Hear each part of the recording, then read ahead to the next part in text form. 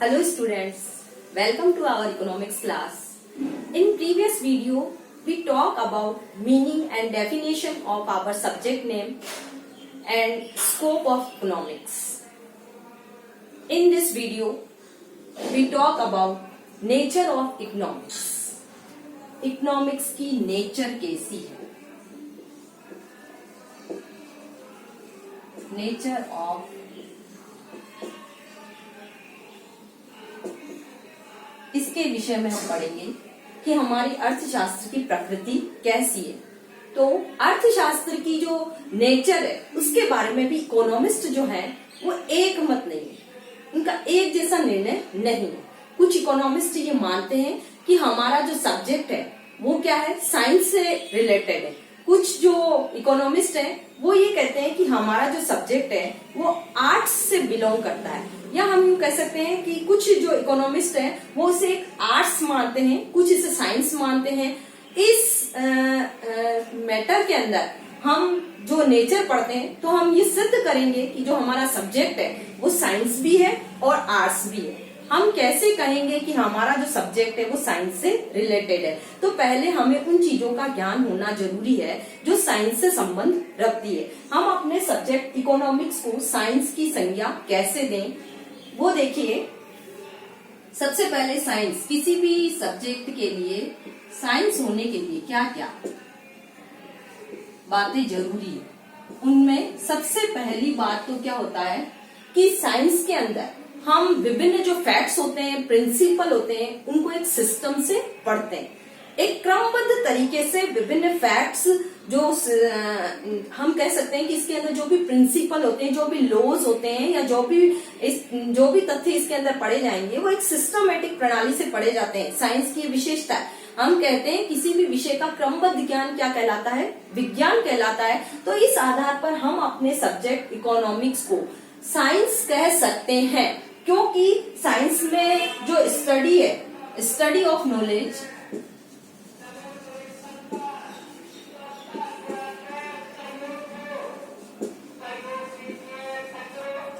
Study of knowledge और facts is based on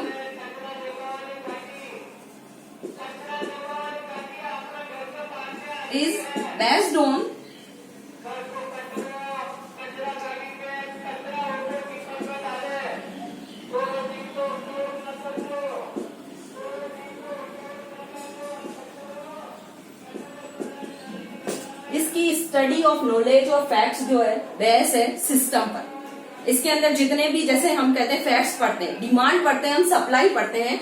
demand को पढ़ते हैं तो पहले डायरेक्टली हम डिमांड का जो लो है वो पढ़ना शुरू नहीं कर देते। हम ये नहीं पढ़ना शुरू कर देते अचानक से कि डिमांड में चेंजेस किस प्रकार से होंगे। सबसे पहले हम सिस्टम से पढ़ते हैं कि डिमांड का मीनिंग क्या है, कौन से फैक्टर है जो डिमांड पर इफेक्ट डालते हैं। उसके बाद में हम प्राइस और डिमांड का रिलेशनशिप बताते हैं। उसके बाद में हम जो लो है डिमांड का उसको हम पढ़ते हैं। तो हम कह सकते हैं कि हमारे सब्जेक्ट की या इकोनॉमिक्स की जो स्टडी है वो बेस ऑन सिस्टम, वो एक सिस्टम पर आधारित है। इसीलिए हमारा सब्जेक्ट कैसा है, एक साइंस है। सेकंड जो फैक्ट जिसके आधार पर हम अपने सब्जेक्ट को साइंस की संज्ञा दे सकते हैं, या हम कह सकते हैं कि ये एज ए साइंस के रूप में है, वो है इकोनॉमिक्स आल्सो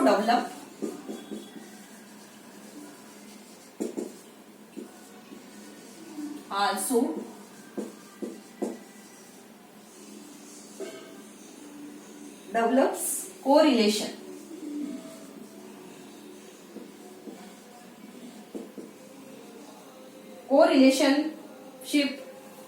between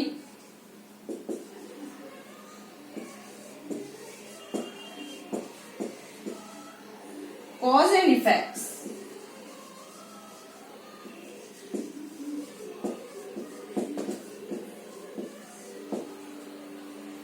इकोनॉमिक्स के अंदर हम जितने भी फैक्ट्स पढ़ते हैं, जितने भी प्रिंसिपल पढ़ते हैं, वो कॉज और इफेक्ट के बीच में कोरिलेशन बताते हैं। साइंस की भी ये विशेषता होती है कि उसके अंदर विभिन्न जो भी एक्टिविटीज होती है, उनके जो कॉजेज होते हैं, उनके बीच एक रिलेशनशिप रहती है।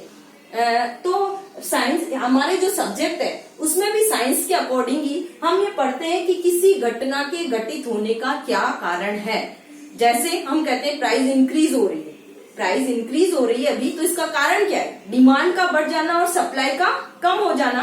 तो कोई भी घटना घटती है, हम कहते हैं कि इकोनॉमिक्स के अंदर कोई भी फैक्ट्स जो है अर्थव्यवस्था में या इकोनॉमिक प्रणाली में घटित होते हुए दिखाई देते हैं, उनके पीछे जो भी कारण होते हैं, उन कारण और कार्य के बीच में हम एक रिलेशनशिप बता सकते हैं। तो इस आधार पर भी हमारा सब्जेक्ट कैसा है? As a science. Third, economics के जो लॉज है, जो नियम है, वे यूनिवर्सली एक्सेप्टेड किए जाते हैं, मतलब समस्त दुनिया में हम उनको लागू कर सकते हैं। साइंस के जो नियम है, साइंस के जो लॉज बने हुए हैं, उनको हम किसी भी जगह पर जैसे लागू कर सकते हैं, किसी भी स्थान पर वे सत्य और खरे उतरते हैं।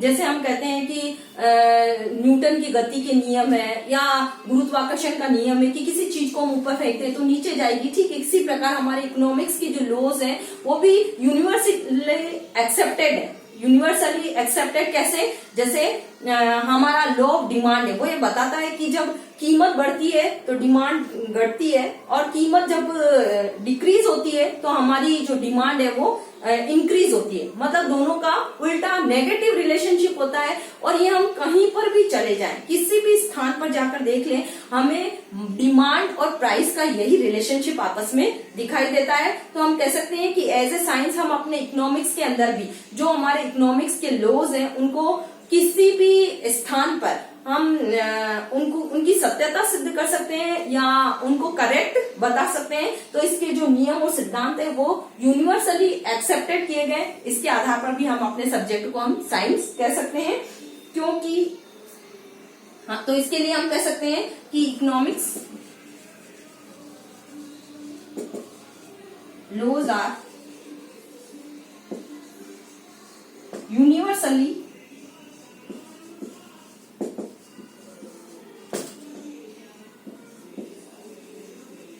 Accepted.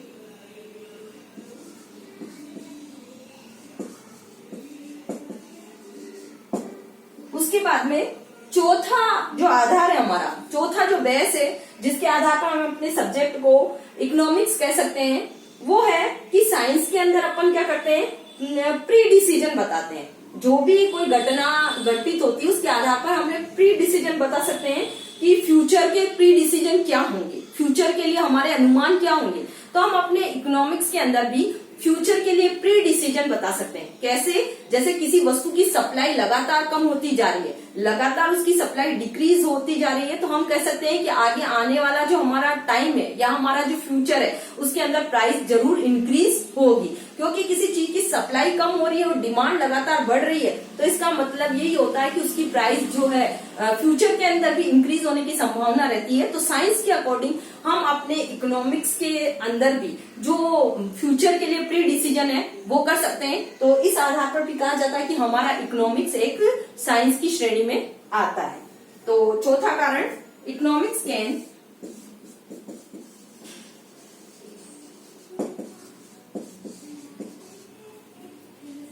make pre-decisions, future pre-decisions, future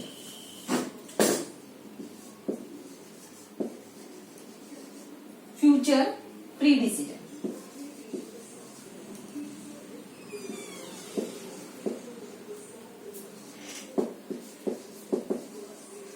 और एक लास्ट जो आधार है, जैसे साइंस के अंदर मेजरमेंट करने के लिए निश्चित मापदंड होते हैं, ठीक उसी प्रकार हमारे इकोनॉमिक्स के अंदर भी विभिन्न जो इकोनॉमिक घटनाएं हैं या जो विभिन्न प्रकार की कमोडिटीज है उनको मापने के लिए हमारे पास मनी रूपी जो है मेजरमेंट है। इसके अलावा हम अपने जो आर्थिक गतिविधियां हैं वो कितनी विकसित हुई है, डेवलपमेंट को मापने के लिए हम क्या करते हैं? HDI वाले जो इंडेक्स हैं उनका प्रयोग करते हैं। मतलब जो मनी वाले फैक्टर है या हम कह सकते हैं कि मनी है, HDI है, इनकी सहायता से हम अपनी इकोनॉमिक्स की विभिन्न जो घटनाएं हैं उनको एक निश्चित मापदंड के आधार पर माप सकते हैं। तो ये 5 आधार हमने बताया कि हमारा इकोनॉमिक्स जो उसकी स्टडी है बेस्ड ऑन सिस्टमेटिक। सेकंड कहा गया है कि इसके अंदर हम जितनी भी हमारे कॉजेज और इफेक्ट है उनके बीच को रिलेशनशिप बता सकते हैं। हमारे जो लॉज हैं उनको यूनिवर्सली एक्सेप्टेड किया गया है। इसके अलावा हमारे इकोनॉमिक्स के अंदर जो भी डिसीजन लिए जाते हैं उनके आधार पर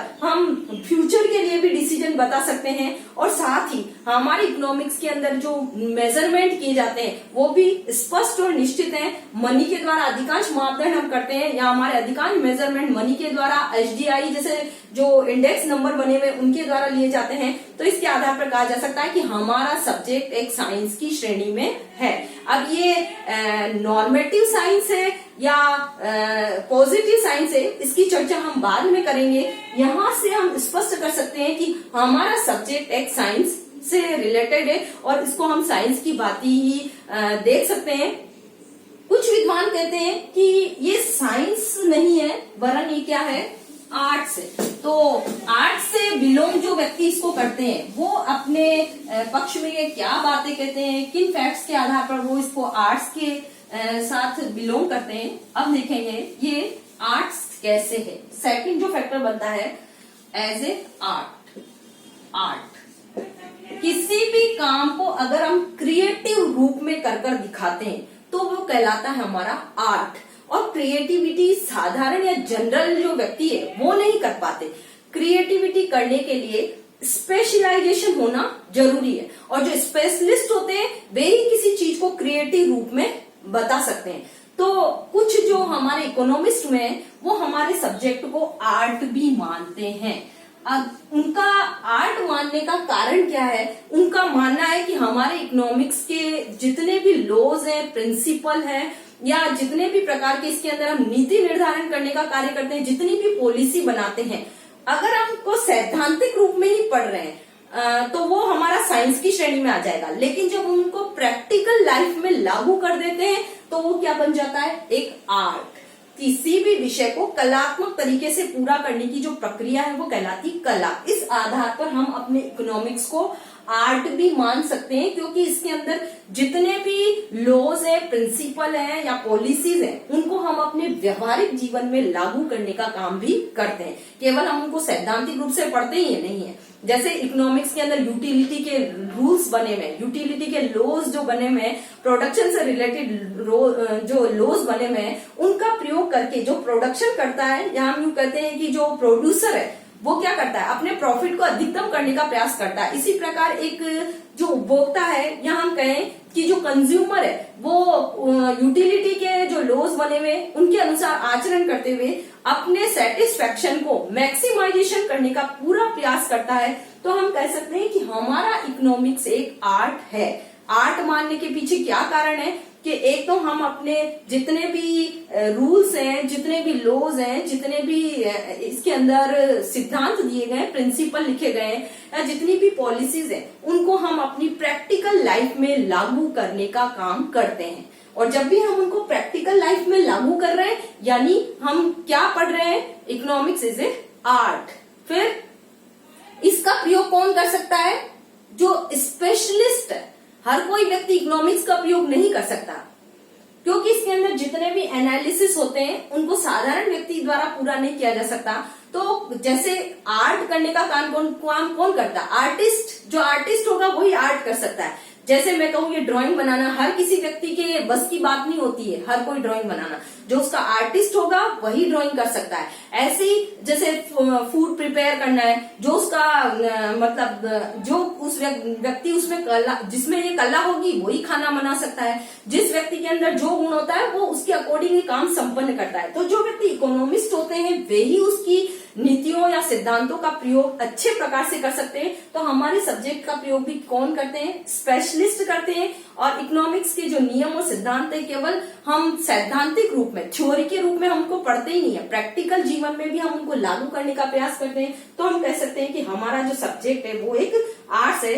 तो हम कह सकते हैं कि हमारी इकोनॉमिक प्रणाली के अंदर जितनी भी समस्या आती, जितनी भी प्रॉब्लम्स है, जैसे पुअर्टी की है, अनएम्प्लॉयमेंट की है, नेशनल इनकम को इंक्रीज करने की है, ये सारी जो समस्याएं हैं उनको समाप्त करने या उनको एंड करने के लिए भी हम क्या करते हैं, इकोनॉमिक्स के अंदर बहुत सारी पॉलिसी बनाते हैं। ये काम कौन करती है, हमारी सरकार। जितनी भी आर्थिक नीतियां नियम बनाए जाते हैं और उनके आधार पर यदि हम अपनी इकोनॉमिक प्रॉब्लम को दूर कर रहे हैं, तब भी हमारा इकोनॉमिक्स कैसा हो जाता है, एक आर्ट की भांति। तो हम कह सकते हैं कि हमारा इकोनॉमिक्स एक आर्ट भी है। यहाँ हमने दो बातें की नेचर के विषय में कि ये साइंस है या आर्ट, तो दोनों ही रूपों में जब हमने इसको देखा तो स्पष्ट हो गया कि हमारा साइंस, हमारा जो इकोनॉमिक्स है वो साइंस भी है और आर्ट भी है। तो नेचर की बात जब भी की जाएगी तो हमें ये सिद्ध करना है कि हमारा सब्जेक्ट साइंस और आर्ट्स दोनों से ही बिलोंग करता है, इसका रिलेशन साइंस से भी है और आर्ट्स से भी है। तो we can say our subject is both science and art. Next जो हमारा टॉपिक बनता है वो है importance of study of economics. Importance of study of economics.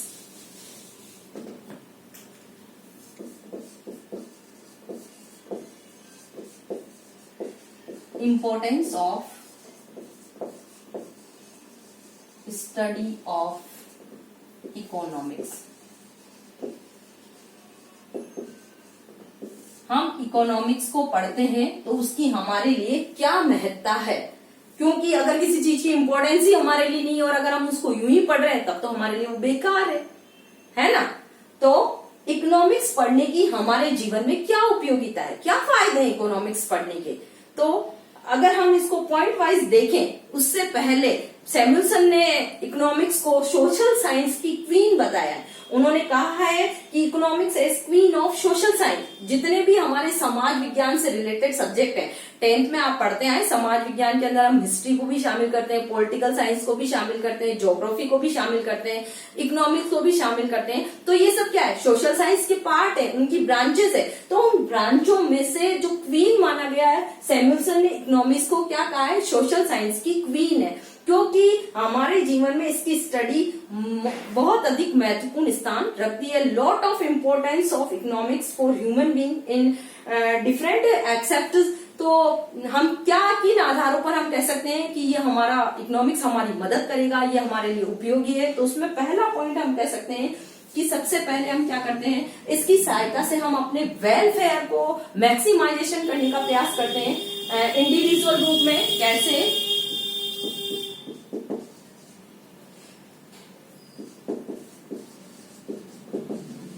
Maximisation of welfare by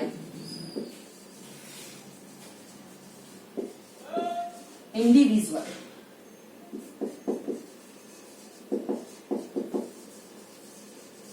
individual रूप में या पर्सनल, एक व्यक्ति अपने जो कल्याण को अधिकतम करने का काम कैसे करता है, उसके लिए इकोनॉमिक्स के अंदर यूटिलिटी के जो रूल्स हैं उनका वो पालन करता है कि एक वस्तु का यदि वो प्रयोग कर रहा है तो उसका वेलफेयर कब मैक्सिमाइजेशन होगा, अगर वो 2 या अधिक वस्तुओं का को यूज में ले रहा है तो कब उसका वेलफेयर मैक्सिमाइजेशन होगा। वो सारे रूल्स और लॉज हम किस में पढ़ते हैं, इकोनॉमिक्स में।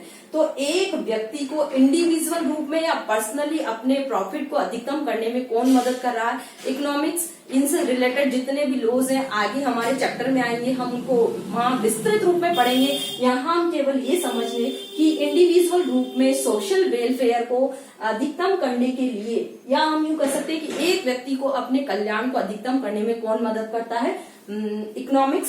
सेकंड पॉइंट है मैक्सिमाइजेशन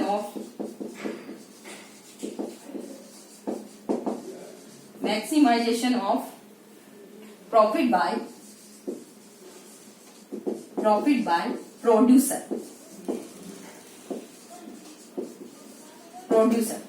एक प्रोड्यूसर अपने प्रॉफिट को अधिकतम करने का काम किसके द्वारा करता है, इकोनॉमिक्स के द्वारा। इसके लिए वो कौन से रूल्स अपनाता है, जो प्रोडक्शन के नियम है, लॉज बने हुए हैं कि कहाँ उसका लाभ अधिकतम होगा, कहाँ उसका लाभ कम होगा।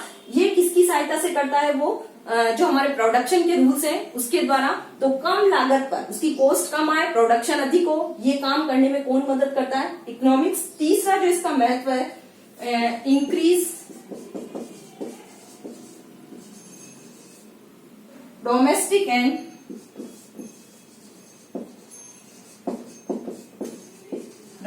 And international trade.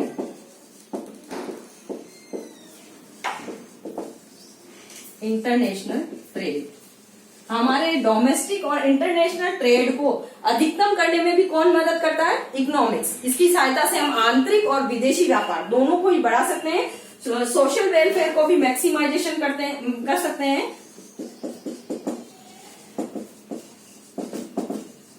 Maximisation of social welfare.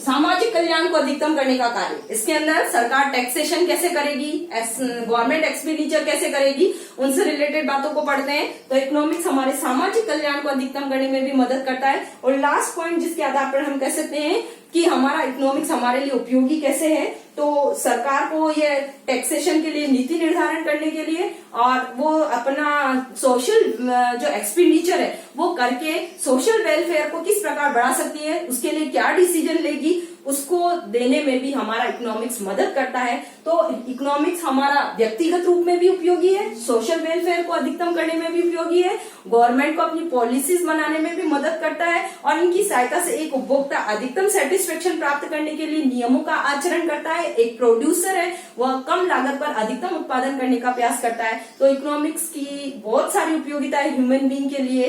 तो यहाँ पर हम अपना वीडियो आज यहीं समाप्त करते हैं इस टॉपिक के साथ। अगर आपको कोई प्रॉब्लम है तो मुझे मेरे व्हाट्सएप नंबर पर कॉल करें। Thank you.